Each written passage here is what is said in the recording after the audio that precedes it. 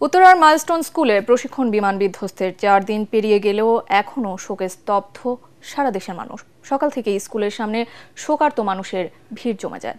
স্বজন হারানোর বেদনায় কাতর শিক্ষক ও সহপাঠীরা। সোমবারের দুর্ঘটনার ক্ষত এখনও বয়ে বেড়াচ্ছেন তারা। মাইলস্টোন স্কুলের উত্তরা ক্যাম্পাসে 27 জুলাই থেকে সীমিত পরিসরে ক্লাস শুরু হবে বলে জানিয়েছে কর্তৃপক্ষ। বিস্তারিত জানাচ্ছেন মুশফিকুর রহমান।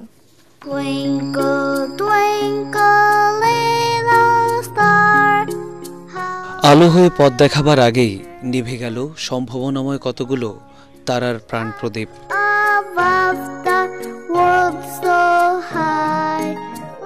21 জুলাই পরীক্ষা শেষে আগেই বাসায় ফিরেছিল মাইলস্টোনের 9ম শ্রেণীর শিক্ষার্থী ফাহিম। নিজে প্রাণে বেঁচে গেলেও হারিয়েছেন সহপাঠী, শিক্ষক এবং ছোটদের। দুর্বিষহ সেই ঘটনার বর্ণনা দিতে গিয়ে ডুকরে কেঁদে উঠছে সে। টিভির সামনে গিয়ে আমার তো মাথা পুরো একদম হ্যাং হয়ে গেছিল। আমি কিছু বুঝতে পারতেছিলাম না কি করব। আমি তাড়াতাড়ি ছুটে চলে আসি। আসার পরে যা দেখলাম, আমার দেখে আজকে 3 দিন হলো আমার কোনো খাওয়া নাই, ঘুম নাই। ওদের এইগুলা দেখে একদম আমি ঠিক থাকতে পারতেছিলাম না।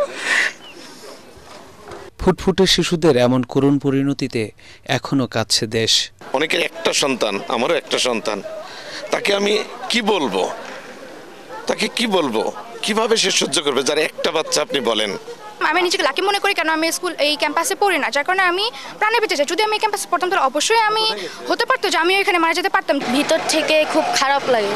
আর এখন যেহেতু এটার কাছেই এয়ারপোর্ট, তো হচ্ছে এখন আমাদের একটা আতঙ্ক কাজ করবে অবশ্যই, যে এখান দিয়ে বিমান বিধ্বস্ত হলো আরেকদিন পড়বে না, এটার তো কেউ গ্যারান্টি দিবে না। ওদের কেউ হয়তো ভাবছিল স্কুল শেষে বাসায় ফিরে মাকে বলবে কাল টিফিনে নতুন কিছু দিতে। বাবা অফিস থেকে বাসায় ফিরলে হয়তো ঘুরতে যাবার বায়না ধরবে। তবে একটি দুর্ঘটনা সেই গল্পের ইতি টেনে দিল। শেষবারের মতো দেখাও হলো না আর।